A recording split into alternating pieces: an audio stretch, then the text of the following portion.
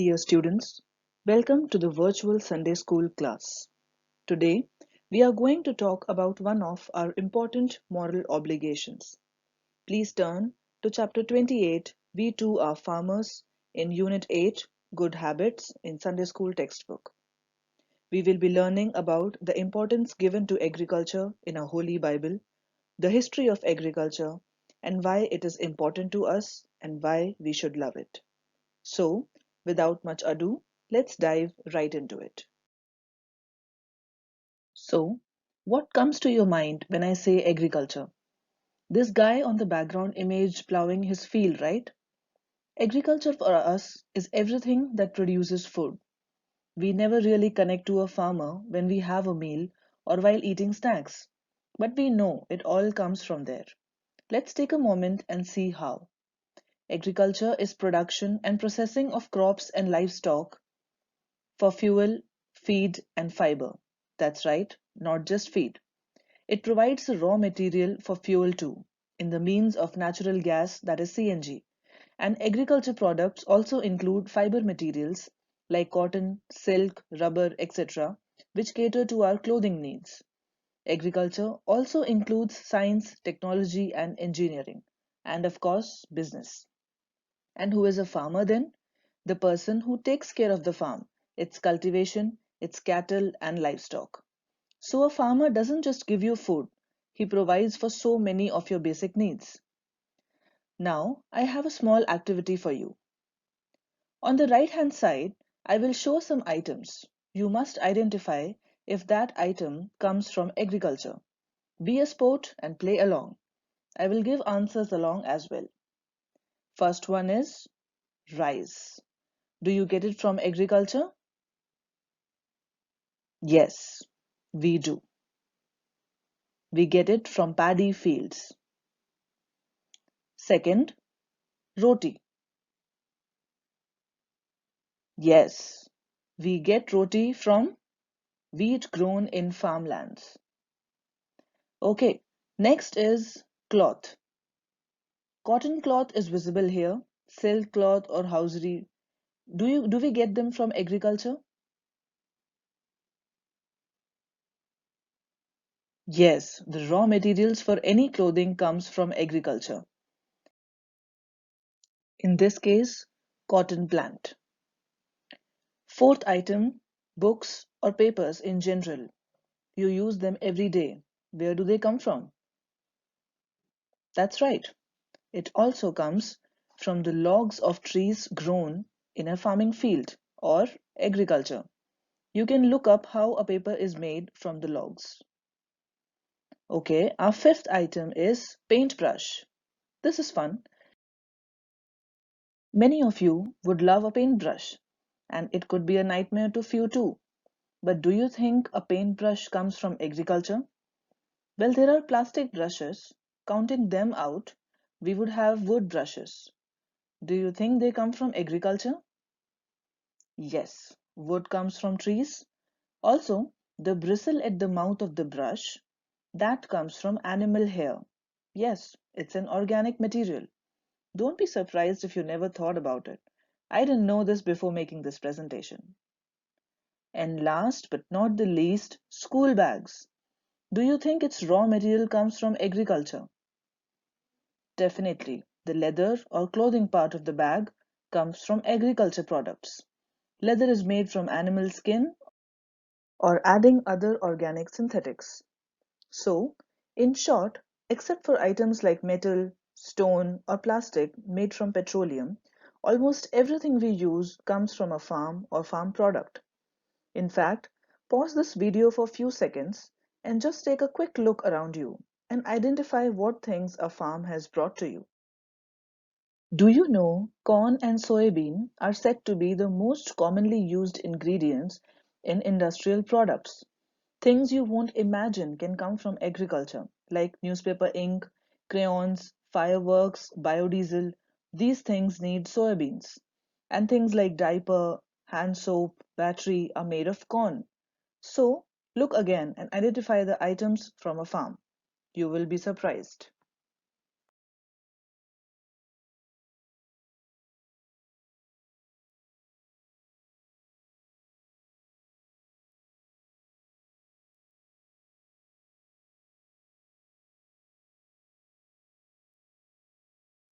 Here is an interesting quote I once read on farmers.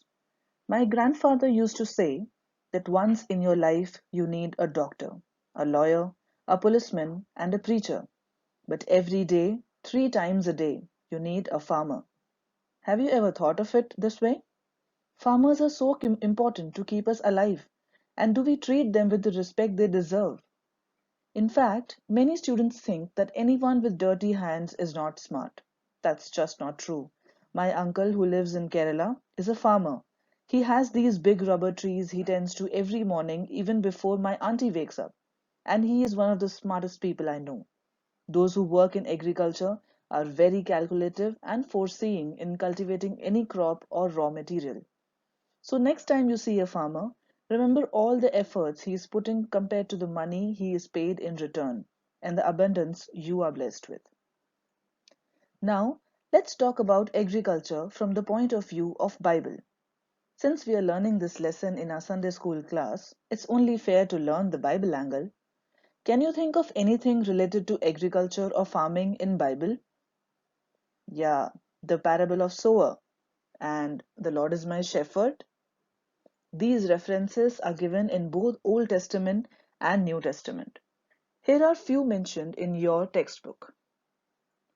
Prophet Isaiah in chapter 5 has written a whole song on vineyard, mentioning his relationship with God and the people of Israel with the metaphor of a vineyard. We can find many such analogies given with farming or garden. One of the reasons why this was so common is because in those days the riches of a person or a family was measured in terms of their agricultural prosperity. You would remember Abraham's cattle, David's sheep, Job's big list of agricultural assets. And of course, the New Testament is full of agricultural references. Jesus Christ used parable of mustard seed, the grapevine story, fig tree reference, etc. Even the apostles use quotes like I have planted, Apollos watered, but God gave the increase. This shows that since a long time agriculture and farming has been essential to man.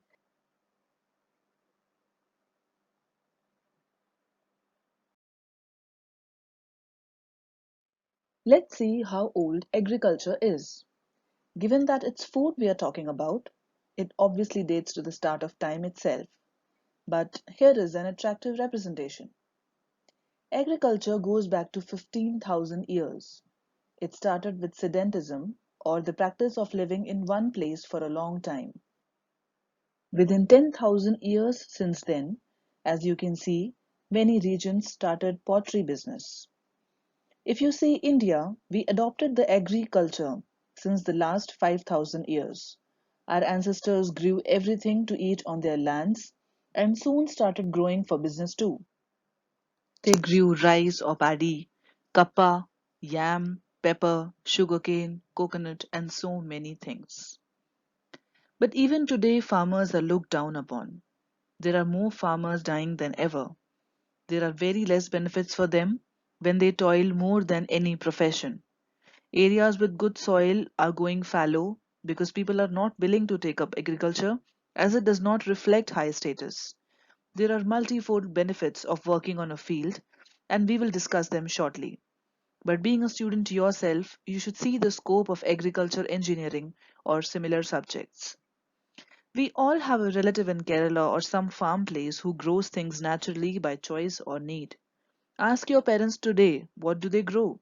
Have your parents ever brought crops or spices from them and was spared costly purchase? I'm sure they would have an answer.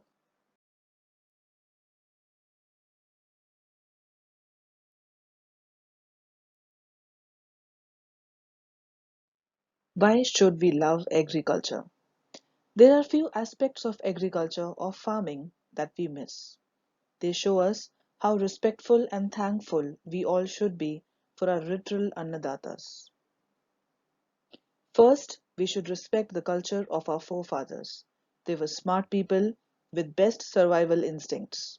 We should always look up to their way of living. You would know working on a field is no child's play. It takes great strength in the body and mind to maintain a land of crops. Nowadays, Everyone is looking means to stay fit, good diet, more exercise, right postures. Farm work can beat all that. This is my personal favorite. Have you ever found an apple glowing red from outside but rotten from inside? Do you realize how much the business minded traders are playing with our lives? If you grow your own small kitchen garden, you can eat stress free. Of course, the tall leafy trees, the blooming flowers, they all leave you mesmerized. If you're having a bad day and you are in a forest area or hilly areas in Kerala or Himachal, you just need to sit in the silence of a greenery for some time and you ji will कर रही हूँ get up 10 minute de-stressed. People take breaks 5 या from 10 hectic minute routines and travel places to enjoy the gift of God's love and beauty.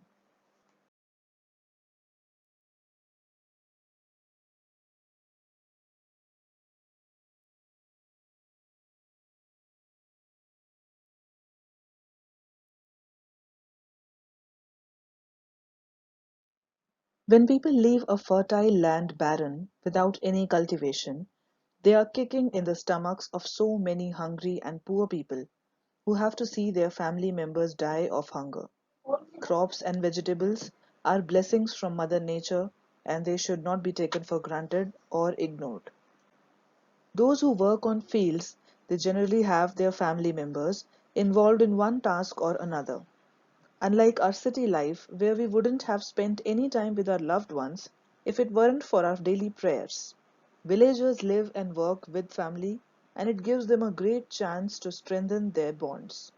If you decide to grow something naturally, you would spend time with your father or mother or siblings, and you would realize how cherishing those memories are. I have always taken this quote very seriously, and it cannot fit better anywhere else than here that as you sow or as you do, so shall you reap, so shall you get. Be kind to others, and the world will be kind to you at your time of need. Farmers are very giving and sharing kind. Despite all their financial needs, they never look away from someone asking for help. First fruits or Adiphalam is a tradition of our church and an act of our dedication to God, submitting a part of the fruits that we have received by the loving grace of God. We should respect that.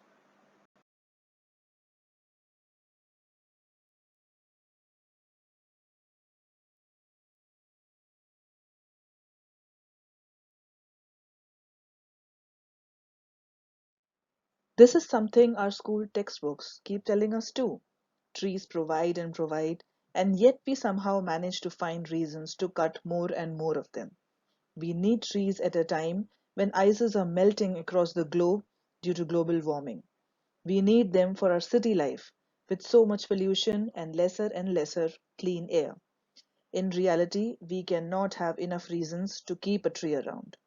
They are the necessity for our lives. And at the end, a simple reason why agriculture should be given proper importance is because we are part of the same earth a plant is. We all are interdependent on each other in this food cycle or life cycle, and we should always be grateful for our crops and yields. Where does this discussion on the importance of the agriculture leave you? Know your role in promoting green, organic life. Talk about farming and farmers with your family and friends. It's always a good reminder to thank the nature for its fruits. Help with the farm work or anything in your capacity if your family is involved in cultivation. Encourage a garden in house or office space of your family members.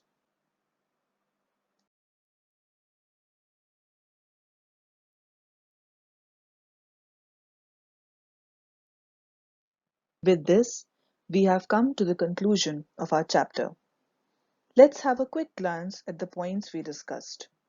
Agriculture provides for not just our feeding needs, it caters to most of daily needs in fuel and fiber. People think less of agriculture or are reluctant to work in the fields, but they fail to see the genius that takes to maintain a land full of crops or even a small garden.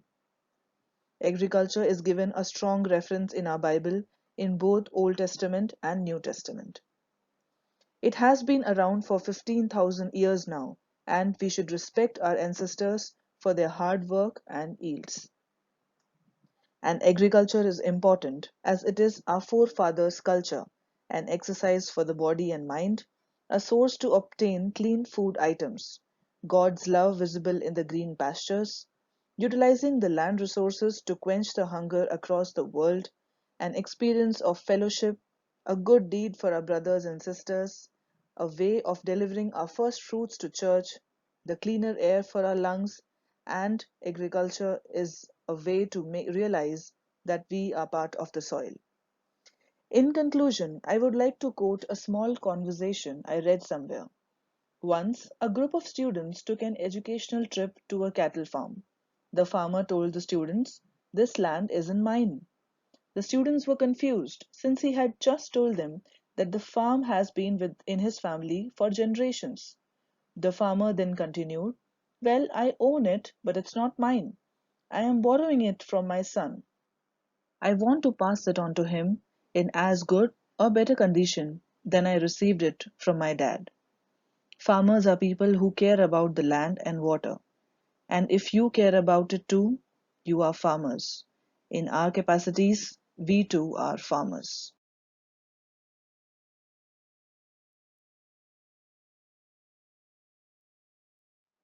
Thank you for your time. Please try to answer the questions in your textbook. May the God who blessed the farms of Abraham, Isaac, and Jacob and gave them 30, 60, and 100-fold yield bless the seeds we sow today. May He enable us to submit to Him, who is the Lord of everything, our offerings and the tithes from them. Amen.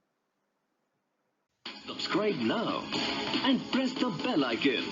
Never miss an update.